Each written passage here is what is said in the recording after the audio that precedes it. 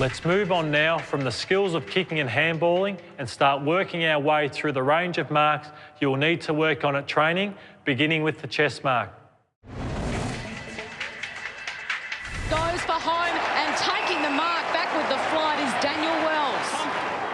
But it had a bit of polish on it, that kick. Set Nick Riewoldt up again. Kicks into the pocket. Brown, oh, that's a ripper.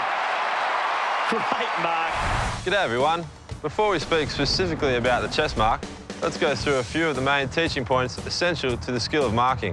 Your eyes must always be focused on the ball from the moment it leaves the boot of the kicker. Always try to position your body so that it's in line with the flight of the ball. Always move forward to meet the ball. The minute you stand there and wait for it to come to you, you're giving your opponent the extra chance to come and spoil. There are times when the chest mark is the safest. Maybe the weather is bad or perhaps you're just starting out. Either way, it's a great essential skill to practice. To begin with, keep those eyes of yours on the ball. In the case of the chest mark, it is imperative you get your body in line with the ball. If you can't get your body in line with the ball's flight, chances are you'll be spilling what you should have otherwise have taken. As the ball approaches you, extend your fingers and hands with your palms facing up. Try to keep your elbows tucked into your side. You're in effect making a basket for the ball to land in. You should be aiming to make first contact with the ball with your arms and/or hands. As soon as you feel the football, hunch your shoulders forward and hug the ball into your chest by wrapping your arms around it. Once there, hug it tightly. Squeeze it in there.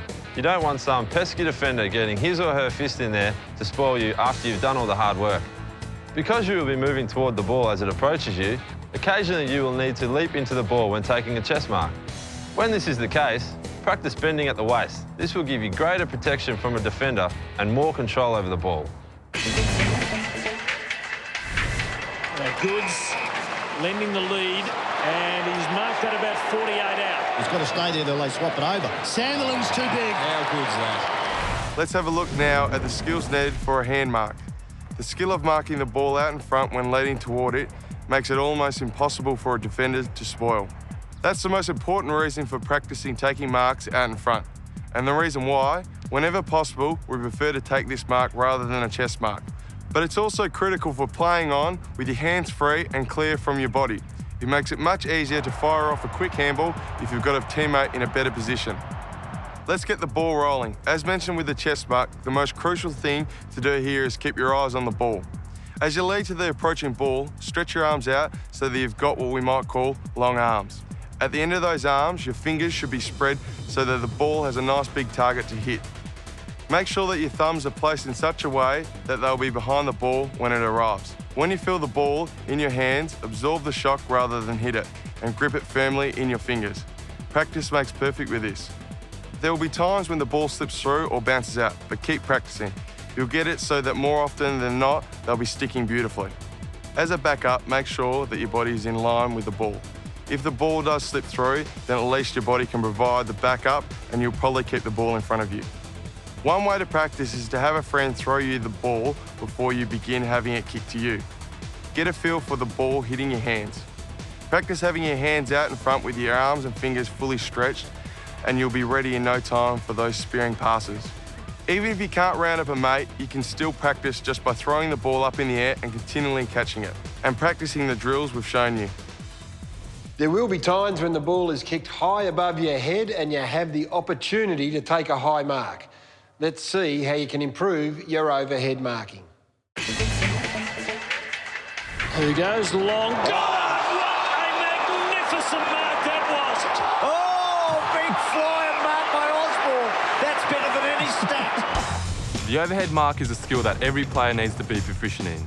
And for those of you out there dreaming of taking Mark of the Year, the following tips might take you some way to realising that lofty ambition. There are a few essential teaching points you need to keep in mind when taking overhead marks. As the other fellas have already pointed out, you simply must keep your eye on the ball at all times. Also remember to get your body in line with the ball as it approaches you. To propel yourself at the ball effectively, jump off one foot and swing your other knee up. The lifting of the knee will give you a bit of protection from oncoming players, and it will also help you get high off the ground. Keep those fingers spread and get the tips of your thumbs as close together as you can. Really work your way toward the ball as hard as you can. And as soon as the leather is in your hands, as with the hand mark, absorb the impact and hold on tight. One thing you should all be trying to achieve as you practice your hand and overhead marking is soft hands. You can create those if you remember not to snatch or grab at the ball. Attack it on the lead, meet it, but when the ball reaches you, let it come to you rather than thrusting your hands at it. Work on that and the rest of the drills the boys have shown you, and in no time you'll be taking mark of the day. Rebound flies.